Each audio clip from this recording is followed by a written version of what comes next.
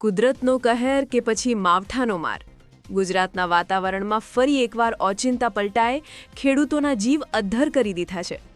અત્યારે મોટા સમાચાર મળી રહ્યા છે દાંતા અને હળાદ પંથકમાંથી, જ્યાં કમોસમી વરસાદે દસ્તક દેતા સમગ્ર પંથકમાં ચિંતાનું મોજું ફરી વળ્યું છે। મંડાલી, હળાદ અને અંબાજી સહિતના આસપાસના ગ્રામ્ય વિસ્તારોમાં માવઠું પડ્યું છે। આકાશમાં કાળા ડિબાંગ વાદળો અને ફૂંકાતા પવન સાથે વરસાદી છાંટા પડતાની સાથે જ રસ્તાઓ ભીંજાયા છે। હજુ તો ઉનાળાની શરૂઆત પણ નથી થઈ, ત્યાં જ આકાશે રંગ બદલ્યો છે। પરંતુ સૌથી મોટો પ્રશ્ન એ છે કે ખેડૂતોનું શું? ખેતરોમાં ઉભેલા પાક પર હવે નુકસાનીનું સંકટ મંડરાઈ રહ્યું છે। મહેનતથી પકવેલો પાક ક્યાંક આ વરસાદી પાણીમાં ધોવાઈ ન જાય તેવા ડરથી જગતનો તાત અત્યારે લાચાર દેખાઈ રહ્યો છે। યાત્રાધામ અંબાજી અને દાંતાના ડુંગરાળ વિસ્તારોમાં ઠંડક તો પ્રસરી છે, પણ ખેડૂતોના મનમાં અત્યારે ચિંતાની ગરમી વધી છે।